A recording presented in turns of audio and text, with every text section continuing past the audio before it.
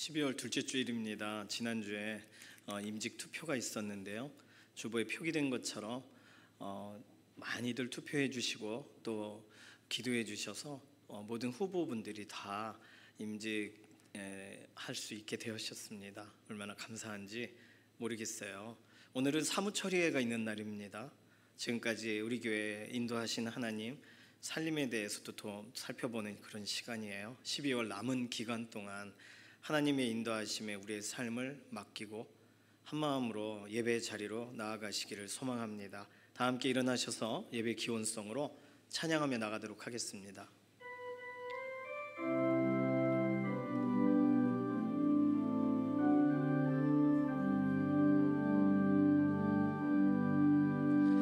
나 주님을 사랑합니다. 참 사랑의 주를 경배해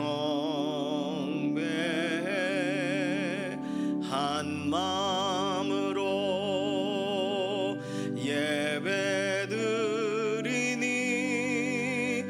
우리들의 예배를 받으소서. 함께 신앙 고백하시겠습니다. 전능하사 천지를 만드신 하나님 아버지를 내가 믿사오며 그 외아들 우리 주 예수 그리스도를 믿사오니 이는 성령으로 잉태하사 동정녀 마리아에게 나시고 본디오 빌라도에게 고난을 받으사 십자가에 못 박혀 죽으시고 장사한 지 사흘 만에 죽은 자 가운데서 다시 살아나시며 하늘에 오르사 전능하신 하나님 우편에 앉아 계시다가 저리로서 산 자와 죽은 자를 심판하러 오시리라. 성령을 믿사오며 거룩한 교회와 성도가 서로 교통하는 것과 죄를 사하여 주시는 것과 몸이 다시 사는 것과 영원히 사는 것을 믿사옵나이다. 아멘.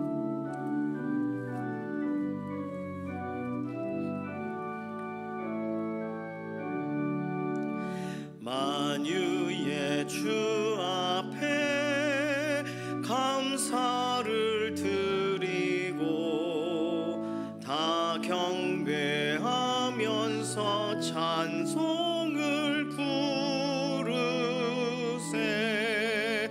내 맘 열어 한 소리로 기뻐 주를 찬양하라. 영원한 그 나라 주 다스리시니 생명의 열쇠는 주님의 것이라. 내 맘 열어 한 소리로 기뻐 주를 찬양하라. 죄짐을 벗은 후 주 앞에 가리니 마음에 영원한 기쁨이 넘친다. 내 맘 열어 한 소리로 기뻐 주를 찬양하라. 참 소망 가지고 그날을 기리며 주 다시 오실 때 기쁘게 맞으리. 내 맘 열어 한 소리로 기뻐 주를 찬양하라.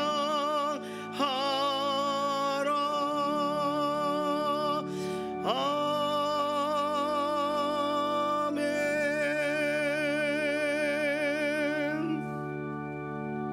모두 자리에 앉으셔서 교독하시겠습니다. 교독문 35번 시편 84편입니다. 만군의 여호와여, 주의 장막이 어찌 그리 사랑스러운지요. 내 영혼이 여호와의 궁정을 사모하여 생각하며 내 마음과 육체가 살아계시는 하나님께 부르짖나이다. 나의 하나님, 만군의 여호와, 주의 제단에서 참새도 제 집을 얻고 제비도 새끼들 보금자리를 얻었나이다. 주의 집을 사는 자들은 복이 있나니 그들이 항상 주를 찬송하리. 주께 힘을 얻고 그 마음에 시온의 대로가 있는 자는 복이 있나이다. 눈물 골짜기로 지나갈 때 그곳에 많은 샘이 있을 것이며 이른 비가 복을 채워주나이다. 주의 궁정에서의 한날이 다른 곳에서의 첫날보다 나은즉 악인의 장막에 사는 것보다 내 하나님의 성전 문지기로 있는 것이 좋사오니 만군의 여호와여, 주께 의지하는 자는 복이 있나이다. 아멘. 살아계셔서 오늘도 우리와 함께 하시는 우리들의 아버지 하나님, 크신 사랑과 은혜를 이 시간 감사를 드립니다. 저희들 지난 한 주간 각자의 삶 속에서 흩어져 있다 하나님께 예배하기 위하여 이 시간에 불러주시니 너무나 감사를 드립니다. 아버지 하나님, 기도합니다. 이 나라의 민족을 긍휼히 여겨 주시고 아버지 하나님이 세우신 질서 속에서 모든 것들이 평화롭고 안정되게 잘 진행되어질 수 있도록 하나님이 지키시고 보호하시고 함께해 주시기 원합니다. 국민들 한자리에서 요동하지 않게 하시고 질서를 파괴하는 일이 일어나지 아니하도록 하나님께서 모든 것을 막아주시고 축복하여 주시기를 기도합니다. 살아계신 아버지 하나님, 간절히 바라옵고 나옵기는 아버지 하나님의 교회를 축복하여 주시고 온 성도들 한 사람 한 사람 기름 부어 주시어서 이 마지막 시대에 깨어 기도하게 하시고 정신을 차리고 근신할 수 있도록 우리 하나님 도와주시기를 기도합니다. 아버지 하나님, 올 1년 동안도 이 시간까지 지키시고 보호하신 하나님, 이제 사무총회를 앞두고 있습니다. 오늘 예배 가운데 사무총회에도 함께해 주시고 모든 것들이 하나님 보시기에 아름답고 순적하게 진행되어질 수 있도록 하나님께서 함께하여 주시기를 기도합니다.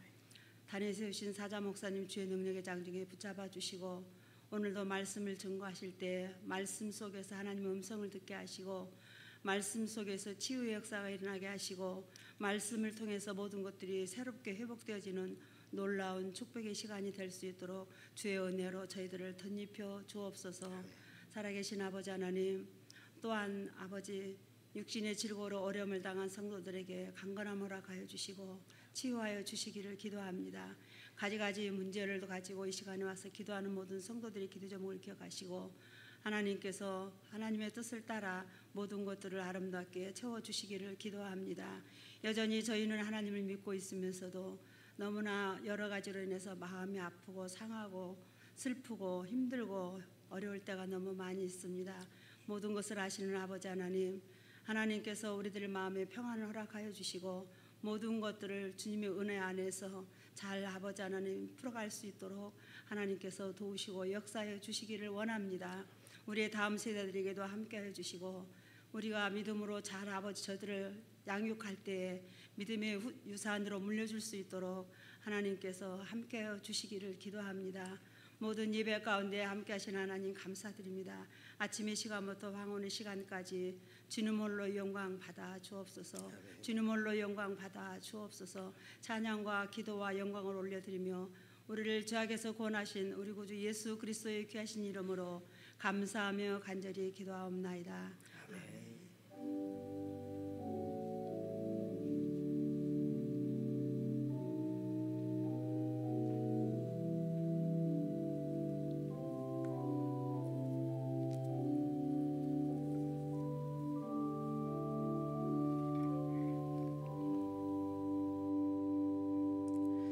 다 함께 찬송가 197장 찬송하시겠습니다.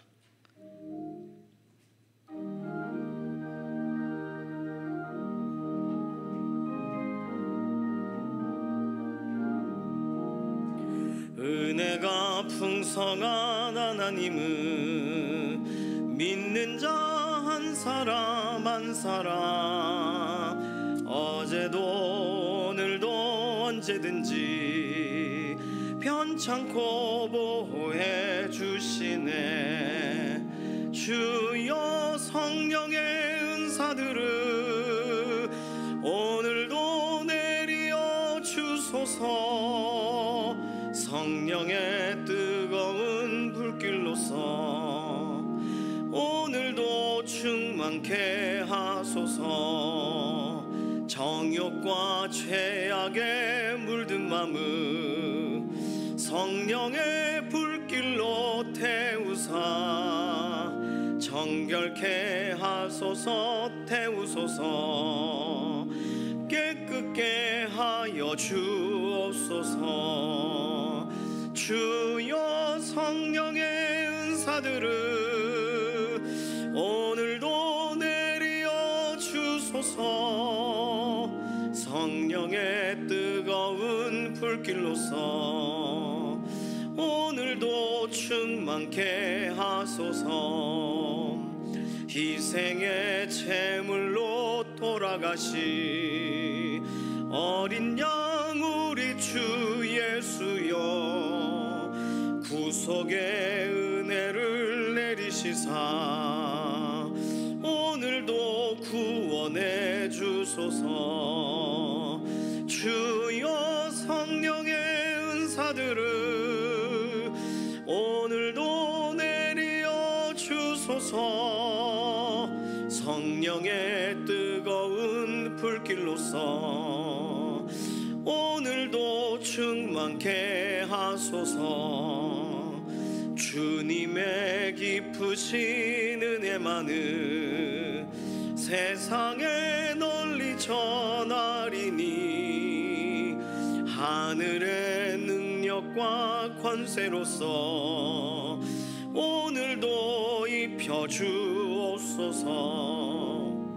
주여 성령의 은사들을 오늘도 내리어 주소서. 성령의 뜨거운 불길로서 오늘도 충만케 하소서.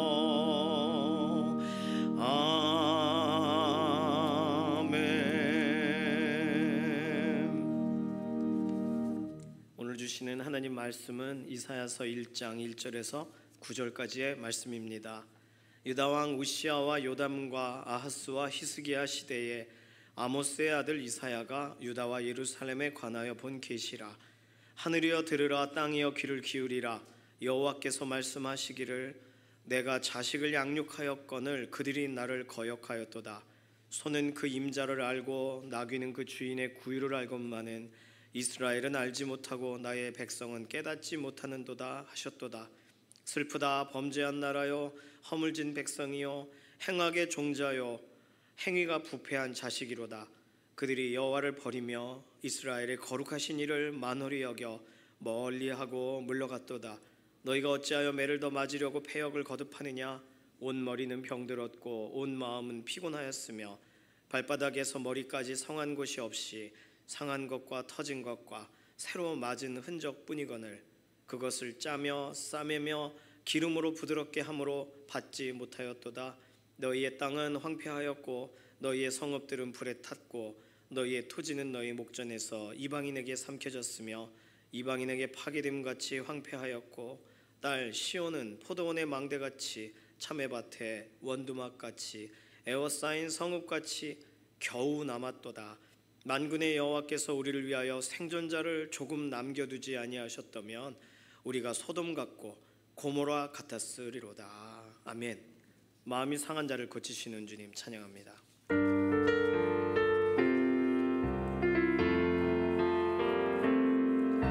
마음이 상한 자를 고치시는 주님 하늘의 아버지 날 주관하소서. 주의 길로 인도하사 자유케 하소서. 새 일을 행하사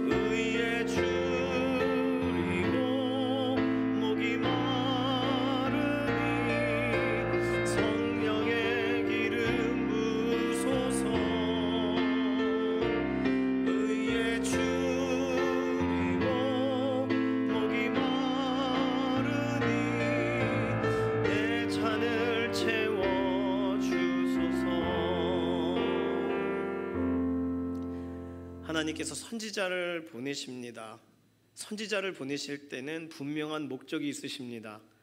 하실 말씀이 있으셔서 선지자를 보내시는 것이기 때문입니다. 이제 오늘부터 우리는 구약의 선지서를 묵상하게 됩니다. 선지서는 올해 이사야, 그리고 내년에 예레미야, 에스겔, 그 다음에 다니엘, 소선지서, 얼마나 걸릴지 모르겠네요. 계속 선지서를 묵상하게 됩니다. 선지서는요, 하나님의 편지와도 같습니다. 선지자들은요, 그 편지를 전달하는 우편 배달부와 같습니다. 그래서 선지서에 기록되어 있는 내용은 선지자들이 만든 내용일 수가 없는 거예요. 선지서에 모든 것이 하나님이 주신 그대로 전달하는 과정, 전달된 내용이 기록되어 있을 뿐입니다. 만약에 스스로 선지자가 만들어낸 이야기라면 그건 거짓 선지자의 메시지가 됩니다. 그렇다면 66권 우리가 읽고 있는 이름을 버젓이 이사야 또는 다니엘 물론 선지자가 아니지만 에스겔, 예레미야, 하박국 이런 본인의 이름을 사용한 형태의 성경 66권 중에 각 권들이 그 거짓 선지자라면 그게 성경에 살아남을 수 있을까요? 존재할 수 있을까요? 없겠죠. 하나님이 세우신 사람, 하나님의 뜻대로 전한 사람들의 이야기들이 남았고 전한 내용이 남아있는 것입니다. 그러니까 모두 하나님이 직접 하신 말씀을 그대로 담고 있기 때문에 오늘부터 묵상하는 선지서는 상당히 안전합니다. 선지서 묵상하는 중에 특별히 그 당시의 내용들을 향하여 기록한 거지만 오늘 우리를 향하여 동일하게 말씀하시는 하나님의 그 직접적인 음성이 더 구체적으로 들릴 수 있는 본문의 현장이 선지서라는 것을 기억하시면서 하나님의 음성을 놓치지 마시기를 바랍니다. 자, 그렇다면 하나님께서 선지자를 보내실 때는 어떤 목적으로 보내실까요? 그 이야기가 오늘 이사야서 첫 본문에서 우리가 찾아볼 수 있는 내용이 됩니다. 첫 번째, 하나님은 다시 기회를 주시려고 선지자를 보내신다는 거예요. 다 끝났다 말하시려고 보내시는 것이 아니라 오늘 보면 8절 9절에 보시면 딸 시온은 포도원의 망대같이 참외밭의 원두막같이 에워싸인 성읍같이, 분명히 상태가 아주 좋은 건 아니에요. 에워싸인 성읍이니까. 그런데 겨우 남았도다. 다시 말하면 이사야서는요, 남은 자를 위해서 쓴 거거든요. 9절, 만군의 여호와께서 우리를 위하여 생존자를 조금 남겨두지 아니하셨다면 우리가 소돔 같고 고모라 같았으리로다. 다 망했을 거다 말합니다. 그렇습니다. 지금 이사야서의 이 메시지는 남겨져 있는 사람들에게 준 메시지예요. 아직 기회가 있는 사람들, 돌아올 기회가 있는 사람들에게 하나님께서 하시는 말씀입니다. 왜냐하면 이미 모든 것이 끝난 사람들에게는 헛된 희망을 줄 필요가 없기 때문입니다. 누가 끝났을까요? 북이스라엘이 끝났어요. 열지파를 끌고 올라간 북이스라엘은 이미 아수르에 끌려간 상태입니다. 이제 남겨져 있는 남유다에게 경고하시는 겁니다. 물론 이 이사야서 전체가 남유다를 향해서만 써 있는 건 아니에요. 여러 열방을 향하여도 써 있고 실제적으로 북이스라엘과 연관된 내용도 있어요. 있기는. 그러나 주된 청자가 아닙니다. 생각해보면 하나님은 지금까지 기회를 주어 오셨어요. 1절 보실까요? 유다왕 우시야와 요담과 아하스와 히스기야 시대에, 상당히 긴 시간이거든요. 학자들에 따라서는 60년 또는 70년이라고 설명합니다. 그러니까 이 각각의 4명의 왕, 남유다의 왕인데 이 왕들은요, 이사야 선지자 당시에 하나님께 기회 얻은 사람들입니다. 왕들만이겠습니까? 그 왕과 동시대를 살았던 백성들도 언제든 하나님의 말씀에 돌이켰어야 되고 돌이킬 기회를 이미 얻었던 사람들이에요. 그런데 세워져 있는 왕 중에 누군가는 그렇게 하나님을 따르질 않습니다. 백성들이 본으로 살지를 않으니 백성들이 어떻게 살아야 되는지를 잃어버린 시대가 됩니다. 반복적으로 하나님의 경고를 무시한 왕도 있습니다. 물론 하나님의 역사에 반응한 왕도 있어요. 우시야와 같은 경우에, 히스기야와 같은 경우에 말이죠. 그래서 이사야 선지자를 통해서 그 내용을 지금까지 왕들에게 그리고 그 당시의 백성들에게 외칠 수 있는 모든 현장에서 외쳤던 내용들을 정리하고 있는 것이 이사야서의 내용이라고 보시면 되겠습니다. 지금까지 무슨 말씀을 해오셨는지에 대한 내용, 오늘 본문 1장 안에서만 찾으면 2절에서 7절까지가 지금까지 지속적으로 해오신 이야기예요. 그리고 그러면 이제 어떻게 해야 되는지, 무엇이 일어날 것인지에 대한 설명들이 이제부터 이사야서에 기록될 이후에 우리가 묵상하게 될 본문이 되겠습니다. 이런 내용들을 이제는 명확하게 하시기 위해 하나님이 선지자를 사용하셔서 이사야서라는 선지서를 기록하게 하시는 거예요. 자, 그러니까 이사야서를 읽는 오늘, 선지서를 읽어가는 우리들에게 하나님은 오늘이라 일컫는 날에 걸맞는 결단을 촉구하시려고 이 책을 분명히 사용하실 것입니다. 지금까지 한없는 기회를 주신 하나님께서 선지자를 보내신다면 어떻게 보면 다시 주어지는 마지막 기회일지 모른다는 거예요. 선지서를 우리 앞에 보이신다면 그 기회를 선용하시기를 주님의 이름으로 부탁드립니다. 두 번째, 하나님은 이미 주신 법을 재확인하시려고 선지자를 보내신다는 것이죠. 새로운 기준을 제시하시는 게 아니에요. 오늘 보면 2절에서 4절을 보시면 남유다 백성들이 어기고 있었던, 지금 하나님이 증언하고 계시는 여러 가지의 죄에 대한 설명이 기록되어 있습니다. 그런데 자세히 보시면요, 내용이 하나님께 패역했다, 또는 하나님을 만홀히 여겼다, 어디서 좀 볼만한, 우리가 이해할 수 있는 어딘가에서부터 이미 하지 말라고 기준이 세워져 있었던 그 기준이라는 걸 알게 됩니다. 그렇습니다. 십계명입니다. 십계명부터 이미 설명해요. 이미 하나님을 버리면 안 된다는 거 십계명에서 설명했고, 그분을 만홀히 여기면 안 된다는 걸 설명했습니다.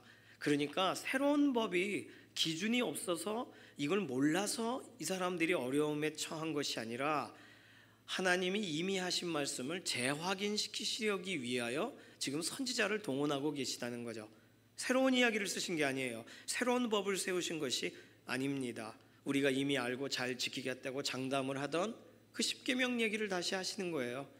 그렇다면 우리의 대부분의 문제는 안다고 하는 자리에서부터 시작이 된다는 거죠. 알아 한 다음에 그걸 안 대로 살질 않잖아요. 사는 걸 미루잖아요. 선지자들은 오히려 얼마나 이런 상황이 답답할까요? 하나님이 새로운 어명을 내리시고 아주 신선한 메시지를 전하시는 거면 신바람이 나게 가서 전할 겁니다. 그런데 반복적으로 또 그 죄, 또 그 죄, 또 짓고 있는 그들에게 이미 주어진 말씀 다시 선포하려고 쓰임받는 선지자들, 얼마나 속상할까요? 선지자들은요. 그럼 우리 자신에게도 질문해 볼 필요가 있어요. 하나님이 이미 내게 주신 말씀 내 안에 있는가? 있다면 그 말씀대로 지금 어떻게든 살려고 하고 있는가? 문제는 그 말씀에서 옳다 하는 것이 실제로 내 삶에 옳음으로 드러나지 않기 때문이죠. 그럼 그건 내 문제입니다. 문제는 나에게 있는데 다른 곳에 있는 것처럼 생각해요. 환경 때문이라고 생각해요. 말씀의 기준이 내 안에 세워질 때 진행되는 일을 외부적인 어떤 변화가 내 안에 못 찾아와서 그렇다라고 말하는 경우가 있습니다. 그러나 죄의 경향성 자체가 우리에게 아담의 타락 이후부터 진행되기 때문에 죄를 이겨나가는 과정으로 이미 주신 말씀이란 말이죠. 그러니까 그런 게 없으면 좋지 않은가? 뭔가 하나님이 오히려 선악을 알게 하는 나무의 실과를 안 만드시면 되는 거 아닌가? 그러니까 그게 죄인이 주로 하는 질문입니다. 하나님은요, 선악을 알게 하는 나무의 실과를 먹지 말라, 정령 죽으리라 기준을 주셨어요. 안 먹으면 되는 거예요. 간단해요. 그런데 왜 먹지 말라고 했을까? 뭘까 도대체? 이런 것이 하나님이 말씀하신 걸 따르는 순종보다 하나님의 의도를 알고 싶은, 뭔가 더 어떤 기품에 도달하고 싶은, 어떤 인지적인 어떤 좀 특별한 경험을 하고 싶은, 그게 우리에게 하나님이 그걸 주시기 위해 선악을 알게 하는 나무의 실과 얘기를 꺼내신 게 아니잖아요. 방향이 틀어진 거죠. 초점이 다른 거죠. 그러니 우리는 우리의 몸은 죄를 짓고 싶어 하는 몸이에요. 죄를 이기는 인생이 돼야 하는 줄로 믿습니다. 죄와 피 흘리기까지 싸우는 믿음의 동역자로 서시길 소망합니다. 그러려면 뭐가 필요해요? 말씀이 필요합니다. 근데 내게 말씀이 없어요. 내 안에 말씀이 없도다. 왜요? 이미 주셨는데 안 읽은 거죠. 그래서 선지자를 다시 보내는 거예요. 너 말씀대로 살지 않았어라고 재확인시켜 주시려고. 세 번째, 하나님이 선지자를 보내시는 이유는 구체적인 변화를 원하셔서 보내십니다. 단순한 경고를 하시려고 보내시는 게 아니에요. 학자들은 이사야서의 시작이 일반적인 선지서의 시작과 많이 다르다고 설명합니다. 그리고 선지서의 첫 번째 책이 이사야서예요. 대부분 선지자들은요, 소명받은 이야기부터 시작해요. 밭을 갈고 있는데 하나님이 부르신다, 뭐 이런 식의 소명의 이야기부터 시작해요. 엘리야가 그렇고 엘리사가 그렇습니다. 그런데 이사야서 오늘 1장 그런 내용이 있습니까? 없어요. 이사야서 소명에 대한 얘기는 나중에 나옵니다.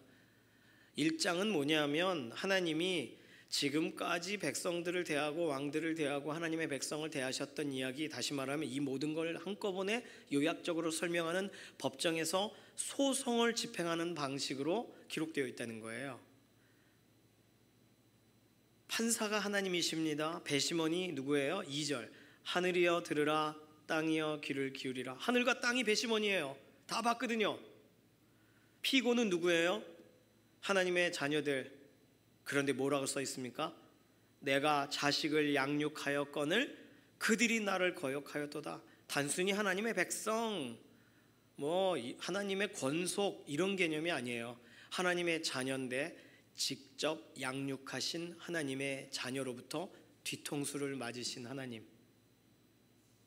피고가 법의 심판을 받게 된 이유는 2절에서 6절입니다. 아버지를 거역해서 2절, 아버지의 뜻을 거절해서 3절, 법을 어겨서 4절, 태도가 불손해서 5절, 치료를 거부해서 6절. 너무 특이하죠? 어떻게 보면 이 모든 내용 하나하나는 요즘 우리나라에도 일어날 수 있는, 이런 의료 대란에서도 일어날 수 있는 여러 법정적인 문제 가운데서 일어날 수 있는 이야기들입니다. 자, 그런데 뭐가 판결이 내리기도 전에 피고 남유다는 7절 황폐했어요. 이미. 5절 병세가 깊어졌습니다. 6절 상처가 심해졌어요. 뭐 심판을 내리기도 전에 그래요. 죄의 영향력이 얼마나 큰지를 설명합니다. 멸망하기 전까지 죄는 그 사람을 끌고 다니거든요. 점점 죽어가게 하거든요. 그러니까 자연스럽게 일어나는 일입니다. 하나님과 거리를 둘 때 자연스럽게 일어나는 문제들을 이미 경험하고 있는데도 돌이키지 못하는 이들이 답답하신 거죠. 하나님께서 보실 때. 그러니 선지자를 보내셔서 하나님께서 원하시는 것, 그 원하시는 것을 들어야 돼요. 원하시는 것은 뭐예요? 변화. 죄의 자리에서 의의 자리로, 세속의 삶에서 은혜의 삶으로, 그거보다 더 확실한 변화란 죄의 자리에서 의의 자리로 갔다가 죄로 돌아가지 않는 것입니다. 변화란 하나님이 원하시는 바로 그 삶이 시작이 되는 거예요. 죄의 문제를 끊어내는 거예요. 절제하는 거예요. 세상에 선택할 수 있는 세상적인 유익을 따라가는 거예요. 하나님의 말씀을. 로마서 12장은 말합니다. 너희는 이 세대를 본받지 말고 끊어내라는 얘기죠. 오직 마음을 새롭게 함으로 절제하라는 얘기죠. 변화를 받아. 변화는 하나님의 방식으로 진행되어야 된다는 걸 말합니다. 받아야 되니까. 변화를 일으켜서가 아니라 변화를 받아라.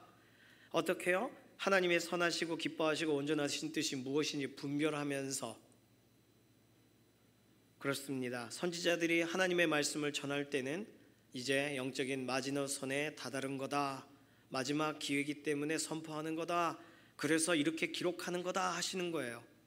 그러니까 오늘 우리가 이사야서를 만났다는 것은 오늘 우리에게 하나님이 기대하시는 변화가 있다는 것이고, 변화는 하나님의 방식대로 되어져야 된다는 뜻이고, 단순한 회심이 아니라 구체적인 변화를 하나님이 요구하신다는 것을 우리가 이사야서 본문 읽는 동안 다시금 생각해야 되겠습니다. 세 가지 말씀을 드렸어요. 선지자가 온 이유는 그냥 온 게 아니라는 거, 의도적으로 하나님의 특별한 계획 가운데 무언가의 목적을 향하여 보내셨다는 걸 말합니다. 그 변화가 실제적으로 하나님의 말씀을 들을 때, 하나님의 말씀을 따를 때 시작됩니다. 자, 만약에 이사야서 1장에 사람들아 모여라 이제부터 변화를 하여라 하지 않는 자는 죽음에 처하리라, 이게 메시지의 전부라면 우리는 소망 없는 거예요. 어떻게 변화되어야 되는지 알려주질 않으니까요. 그러나 성경은 너무나도 구체적입니다. 너무나도 분명합니다. 기록된 내용을 잘 보고 기록된 내용에 거꾸로 살면 돼요. 잘못됐다 지적하는 것은 반대대로 살면 돼요. 하라 하는 것은 그대로 살면 돼요. 하나님이 오죽 이 말을 하실까요? 자, 그 변화가 하나님 말씀 따를 때 시작되는 줄로 믿습니다. 자, 선지서를 읽어가는 동안 그럼 우리가 실제로 어떻게 따라가야 될까? 어떻게 나아가야 될까? 첫 번째, 매일의 말씀이 그렇구나, 그러하다 하시는 대로 따라가야 되는 줄로 믿습니다. 따라가는 것이 우리의 변화의 첫 번째 시작이에요. 어떤 경우에는 난 괜찮은데 이렇게 기록되어 있네, 이렇게 나와 말씀을 비교할 수 있습니다. 아니, 난 잘 살고 있는데 기도도 열심히 하는데 왜 기도 안 한다고 써 있을까? 이렇게 본문에 대해서 불편함을 느껴요. 정상적이죠, 사람이니까. 그러나 왜 이 말씀을 하실까요? 그러면 파고 들어가야 돼요. 그 말씀에 부딪혀져야 되는 것이죠. 따라가다 보면 자연스럽게 알게 됩니다. 따라가다 보면 이제 눈에 점점 들어오게 됩니다. 따라가지 않는 사람들이 꼭 따라가지 못할 만한 이유를 대요. 그러니까 어떻게 보면 이 선지서를 읽을 때가 가장 불편한 시간을 보내실지 모르겠습니다.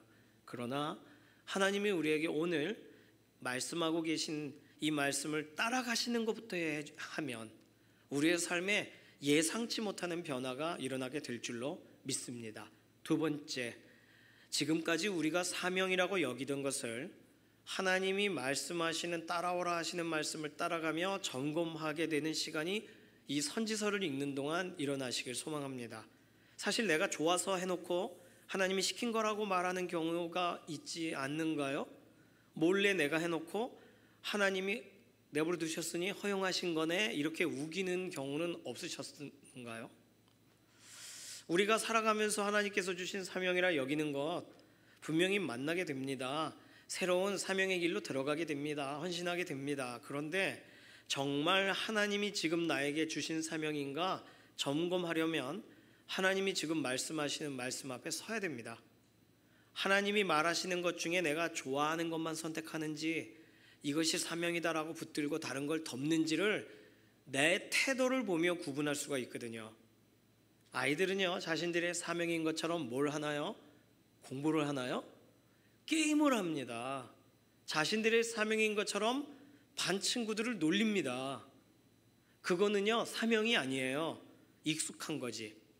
이유는 부모님이 핸드폰을 새로 사주셨으니까, 저 아이가 우리와 다른 걸 가지고 있으니까, 이런 게 이유예요. 그러니까 어떻게 보면 게임하라고 핸드폰 바꿔준 거 아니잖아요.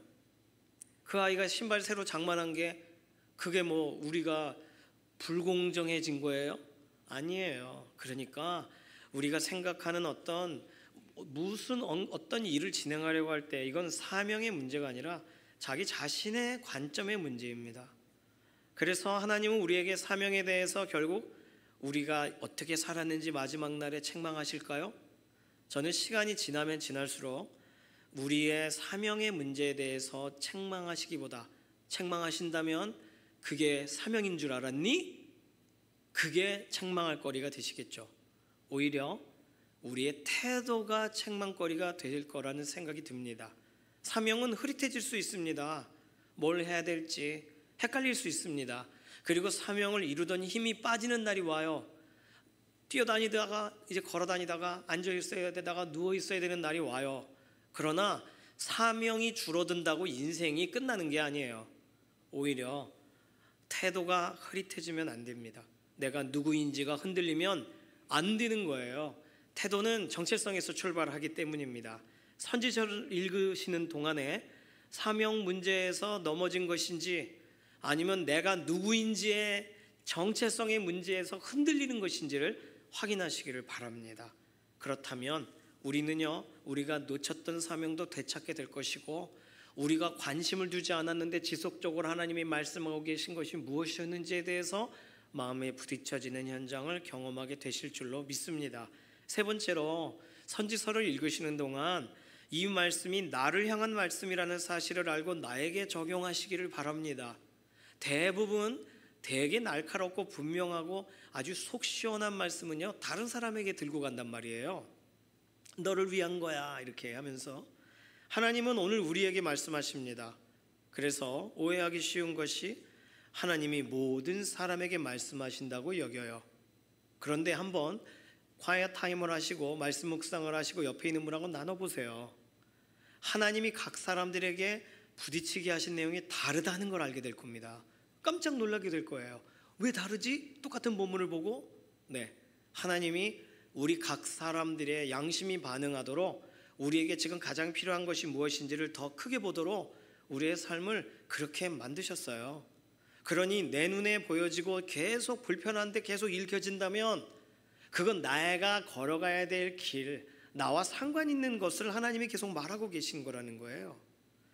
하나님은 귀 있는 자에게 듣게 하십니다. 전에도 못 듣는 사람에게 그분의 말씀을 허비하지 않으세요. 그러니까 오늘 내가 계속 이게 뭘까 하고 계속 와닿는다면 우리는 달던 쓰던 그 하나님의 말씀이 나를 향하고 있다는 것을 기억해야 되겠습니다. 이렇게 말하면 아니 이거 이사야 당시 사람들에게 하신 말씀이잖아요. 내 말씀이라니요. 뭔가 텍스트와 컨텍스트를 헷갈리신 거 아닙니까? 1차 독자와 2차 독자가 다르지 않습니까? 이런 얘기 할 수도 있습니다. 저는 한 가지로 이 본문을 만약에 1차 독자에게만, 이사야서 당시에 남유다 또는 열방 그 당시에 문제성이 있던 사람들에게만 이 본문이 필요했다면 하나님은 이거 없애셨어야 돼요. 그런데 오늘 우리가 읽고 있다면 의도적인 것이죠.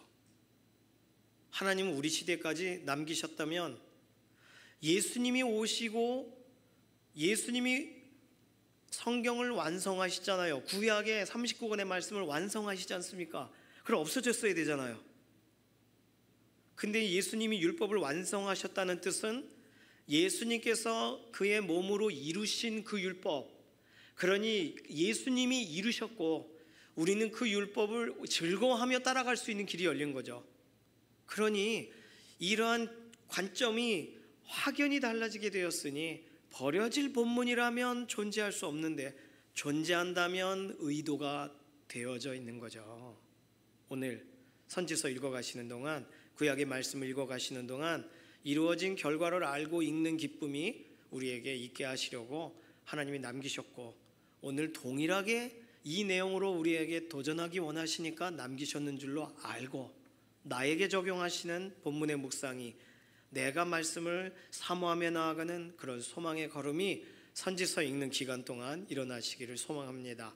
사랑하는 강북중앙교회 믿음의 성도님들, 하나님은 오늘 우리에게 그분의 마음을, 그분의 생각을, 그분의 뜻을 알리시려고 이사야서 본문을 통해 말씀을 시작하신다고 우리가 받아들인다면, 말씀하시되 우리로 하여금 지속적으로 또는 새롭게 하나님께서 우리에게 열어가실 놀라운 은혜의 그런 보물을 경험하게 되실 줄로 믿습니다.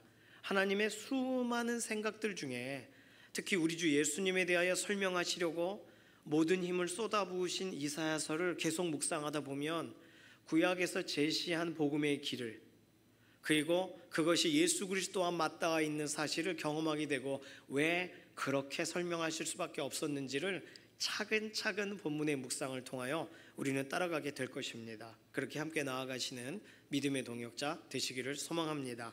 이 시간 같이 좀 고백할까요?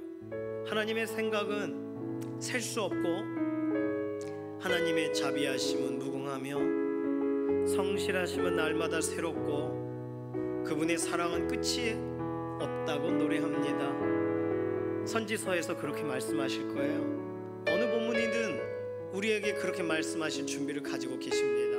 셀 수 없는 부요하신 하나님의 말씀이 우리의 삶을 이끌어 가시는 걸 기대하며 고백합시다. 그의 생각 셀 수 없고 그의 자비 무궁하며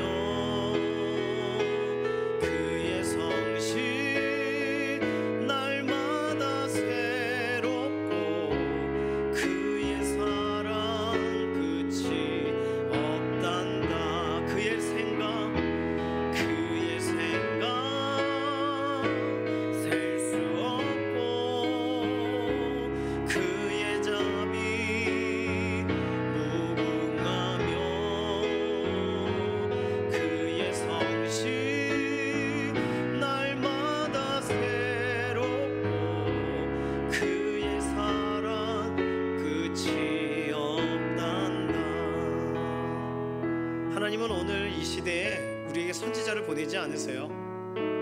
말씀하십니다. 성경을 보게 하세요. 이미 충분하기 때문입니다. 아니었다면 선지자를 보내시겠죠. 이미 충분합니다. 그렇다면 충분한 은혜의 보고에서 하나님이 이끌어 가시는 대로 따라가기를 원합니다. 시대에 대해 혼란스러울 때, 어떻게 해야 되는지 고민스러울 때, 내 개인의 삶에 대해, 나라와 민족과 연관돼서 뭘 기도해야 되는지 모를 때 하나님 우리에게 명확하게 그분의 말씀으로 지도하실 줄로 믿습니다. 성실함으로 주의 말씀을 보내사 우리를 위경에서 건지시고 우리를 말씀을 따라가는 인생 말씀을 바라보는 인생 말씀으로 일으켜지는 인생 되게 하소서. 이 시간 우리 주의 말씀을 향하여 달려가기를 원하는 결단으로 잠시 통성 기도합니다. 살아계신 하나님, 하나님의 크신 은혜를 사모합니다. 오늘 우리의 인생은 패역했고 우리의 삶은 하나님 보시기에 기준에 미달인 부분이 있고 나는 괜찮다 하나 하나님 우리 인생 자녀를 양육하였거늘 그들이 나를 거역하였도다. 내 삶에 하나님의 말씀을 거역한 것은 없는지 다시금 돌아봅니다. 모든 것이 적용거리요 모든 것이 나를 돌아봐야 될 내용들입니다. 남에게 소개할 수 없는, 내게 아직 적용되지도 않은 것을 어떻게 누군가에게 말할 수 있고 말씀을 근거로 무엇을 적용할 수 있겠습니까? 하나님, 주의 말씀이 심히 깊고 심히 놀라우니 그 말씀 앞에 서서 말씀대로 살고 말씀대로 사는 한 사람 한 사람들이 나라와 민족을 변화시키고 말씀대로 살아가는 우리의 삶의 자리가 우리의 삶의 모든 자리를 변화시켜 실제로 말씀이 우리를 변화 이끌어 가신다는 사실을 매일매일 체험하고 일어나는 믿음의 동역자들이 되게 하여 주시옵소서. 문제를 만날 때에, 연약함을 만날 때에 주의 말씀을 온전히 붙들고 말씀을 따라가기로 결심합니다. 말씀을 우리의 마음에 담기로 결심합니다. 말씀하여 주시옵소서. 주의 종이 듣겠나이다. 살아계신 하나님 감사합니다. 우리에게 선지서를 주셔서 감사하고 선지자들이 그 당시에 나라를 향하여 외쳤던 고백이 무엇인지를 우리가 다시금 듣게 해주셔서 감사하고 이 고백이 오늘 우리를 향한 고백임을 믿어 우리 자신에게 그리고 우리의 삶의 걸음에 주의 말씀의 등과 말씀의 길을 확신하며 기대하며 받아들이기로 결심합니다. 이번 한 주간도 주의 말씀 따라 다른 곳에서 길 잃어버리지 않는 말씀대로 따라가 가장 안전한 하나님의 말씀하시는 그 크신 은혜의 현장에 서는 믿음의 동역자들 되게 하시옵소서. 감사드리며 살아계신 예수님의 이름으로 기도드립니다. 아멘. 이 시간 예물로 하나님께 나아가겠습니다.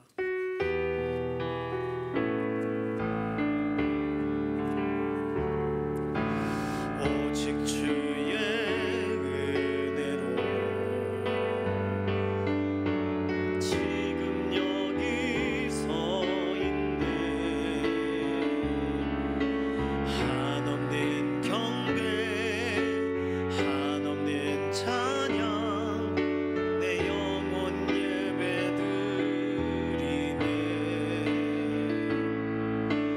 나를 위해 이 땅에 오신 주의 그네 십자가 고통 이기신 주님 그네 어찌 잊으리. 주네 날 채우시네. 주네 보게 하시네. 살아가는 동안 은혜로만 살리 십자가 은혜로 주네 날 채우시네. 주네 날 채우시네. 주네 보게 하시네. 살아가는 동안 은혜로만 살리 십자가 은혜로. 살아계신 하나님 감사합니다. 우리의 삶에 매일매일 하나님의 특별하신 은혜를 계획하시고 부어주시고 우리로 경험하게 인도하실 하나님의 특별하신 사랑을 찬양합니다. 지난 한 주간도 그랬고 이번 주간도 하나님 여러 가지 일들을 기대합니다. 우리의 삶에 부족한 것 채워주시고 매일의 만나와 같이 우리의 인생에 공급하셔서 하늘의 신령한 복과 땅의 기름진 복을 실질적으로 맛보아 알게 하시며 우리의 삶의 모든 고백과 고백이 온전히 구별되어 하나님의 존전에 올려드려지는 믿음의 한 주간 되게 하시옵소서. 오늘 하나님 앞에 나올 때 우리의 손에 올려드리는 예물과 또는 정직의 고백과 기도의 제목들을 받으셔서 하나님의 놀라우신 계획 가운데 이루시고 이 예물이 쓰이는 곳마다 하나님의 영광만이 드러나시기를 소망합니다. 감사드리며 살아계신 예수님의 이름으로 기도드립니다. 아멘. 새로 가족이 오셨어요. 2부 예배 때 인사하겠지만 백음숙 권사님 인도하신 조성숙 성도님 어와나 자녀들 보내시면서 이렇게 우리 교회 오게 되셨어요. 나중에 만나게 되시면 꼭 잘 오셨다고 인사해 주시기를 바랍니다. 지난주 전체 예배 인원의 한 70% 해당되시는 196명이 투표를 하셔서 많이 투표해 주셔서 감사합니다. 이로 인해서 투표 인원의 3분의 2에 해당되시는 131표를 얻으신 분들이 이제 안수 집사님과 권사님 후보가 되시는데 개표 결과 모두 12분이 다 이렇게 다 좋으신 그런 표를 받으셔서 임직을 하게 되셨어요. 축하드립니다. 이번에 임직 대상 되신 분들은요 임직자 교육이 이제 진행이 될 것이고요. 내년 봄에 조금 따뜻할 때 가족들이 좀 와서 함께 예배 참석할 수 있을 그때 임직 예배가 진행될 예정입니다. 모든 것 하나님께 영광을 올려드립니다. 오늘 2부 예배 후에 사무처리회가 있습니다. 사무처리회는요 모든 성도님들 등록하신 모든 성도님들이 다 오실 수 있는 거예요. 장로교단 같은 경우는 사무 공동의회 이렇게 설명하죠. 우리 침례교는요 회중 정치이기 때문에 모든 사람이 다 참여해서 의사를 결정합니다. 사무처리회 1년 살림을 돌아보고 새로운 한 해의 예산을 계획하기도 하고 그런 자리입니다. 모든 성도님들 참석해 주시기 바라고 중요한 것은요 사무처리회 끝나기 전까지 점심 못 드려요. 알고 계시고 식당을 문을 닫는다는 거 알고 계시면 되겠습니다. 이 점 양해해 주시기 바랍니다. 이번 주 토요일 날은요 우리 교회 제자학교 간사님으로 거의 매년 섬겨주셨고 또 우리 교회에 등록을 하셔서 헵시바에서 함께 목장 모임으로 또 함께 계시는 고성자 자매님 이번 주 토요일 날 결혼합니다. 이강웅 형제님하고 12월 14일 토요일 오전 11시에 명성교회 형제님이세요. 명성교회 예루살렘 성전 지하 1층 샬롬 마트홀에서 예식이 진행이 됩니다. 복된 날 아름다운 믿음의 가정 시작을 위해서 기도로 함께 해주시고 또 가족을 축복하면서 참 요즘 결혼 많이 안 하는데 우리 교회는 막 너무 복이 터졌습니다. 얼마나 감사한지 모르겠어요. 출산에 또 은혜도 또 속히 있으시기를 원합니다. 기도로 또 응원해 주시고 가정을 축복해 주시길 바랍니다. 다른 광고는 주보를 참조해 주시기를 바랍니다. 제가 드릴 광고는 다 드렸어요. 이제 모두 자리에서 일어나셔서 손을 들고 마지막 찬송 부르시고 우리 삶의 예배 자리로 나가도록 하겠습니다.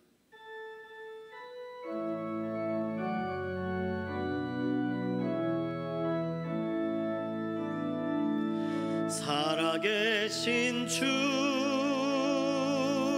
나의 참된 소망 두려움이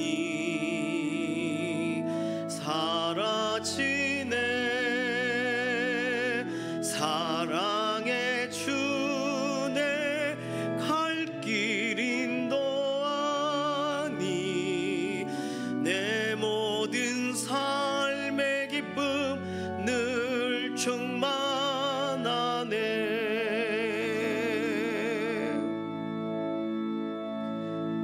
이번 한 주간도 선지서를 통해 하나님께서 내게 하시는 말씀 따라가기를 소망하는 사랑하는 성도님들 머리머리 위에 우리 주 예수 그리스도의 은혜와 하나님 아버지의 극진하신 사랑하심과 성령님의 감동, 감화, 인도, 내주하시는 역사가 말씀 앞에 선 이 시간 이후로부터 영원까지 함께 하시기를 예수님의 이름으로 간절히 축원하옵나이다. 아멘.